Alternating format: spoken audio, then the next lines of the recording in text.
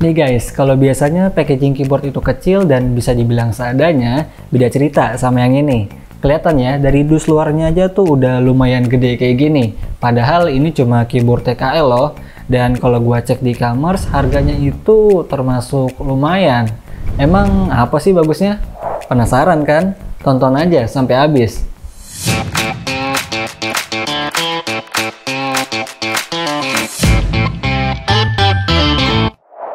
Halo semuanya, gue Bahar dan selamat datang di channel Hardtekin, channel yang membahas seputar teknologi informasi dan produksi konten kreatif. So buat kalian yang tertarik, nggak usah ragu buat klik tombol subscribe di bawah, serta nyalain lonceng notifikasinya, biar setiap ada video terbaru dari channel ini, kalian nggak ketinggalan.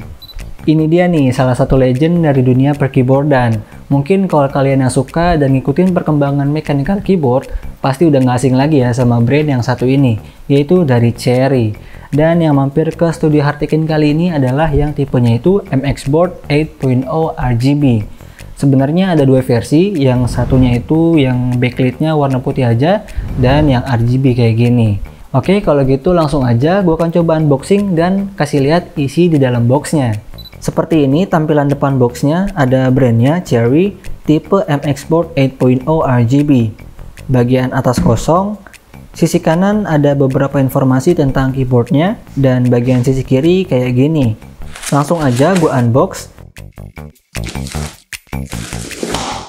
Ternyata ada koper di dalamnya. That's why packaging luarnya ini bisa segede gitu ya. Di bagian pegangannya ini ada brandingnya lagi, Cherry. Belakang kosong. Nah, di depan sini ada branding dan tipenya lagi, sama tagline-nya mungkin, Connect and Create Confidence. Gua buka, pertama ada buku panduan sama user guide, langsung ada keyboardnya, dan dia masih diplastikin ya. Untuk kabel panjangnya 1,5 meter, belum braided dan belum gold plated juga. Nah, pertama kali gue pegang keyboard ini tuh berasa banget solidnya. Material bodinya ini terbuat dari aluminium alloy. Dan mungkin ini juga sebabnya pas gue pegang tuh bodinya berasa agak-agak dingin gimana gitu. Dimensinya sendiri ada di 351 x 145 x 44 mm dengan berat keyboardnya di 911 gram dan kalau sama kopernya di 2484 gram. Dimensi keyboardnya termasuk compact karena dia ini bertipe TKL alias 10 keyless yang dimana nggak ada number pad di bagian kanannya ini. Udah gitu sisi kiri kanan dan bawahnya ini dibuat no bezel yang mana bikin tangan tuh nggak terlalu butuh effort buat menyentuh keycaps bagian atas. Sistem buat nyenggiin keyboardnya juga unik menurut gua karena caranya ini nggak biasa, yaitu dengan memutar besi bagian bawahnya yang bisa disesuaikan dengan tinggi keyboard yang kita inginkan. Keyboard ini hadir dalam 3 varian warna case, ada white, black, sama yang pink kayak yang gua review kali ini. Keycapsnya menurut gua bagus, font-fontnya nggak norak, dan yang paling penting bahannya itu udah pakai PBT double shot, jadi harusnya sih lebih durable daripada ABS. Kalau ngebahas tentang switchnya, of course karena keyboard ini dari brand Cherry, pasti switchnya pun pakai switch andalan mereka, yaitu Cherry MX Switch.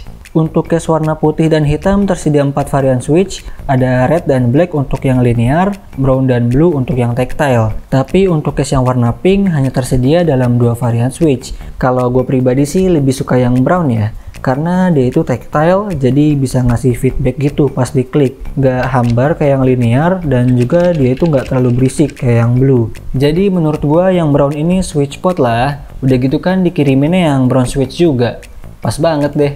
Keyboard ini punya fitur Gold Crosspoint Technology yang mampu bertahan hingga 50 juta kali klik, dan fitur-fitur wajib untuk para gamer kayak full NK rollover dan anti ghosting juga udah ada nih. Oh iya, Windows Lock juga udah ada, tapi kalau di sini namanya itu WinKey Deactivation.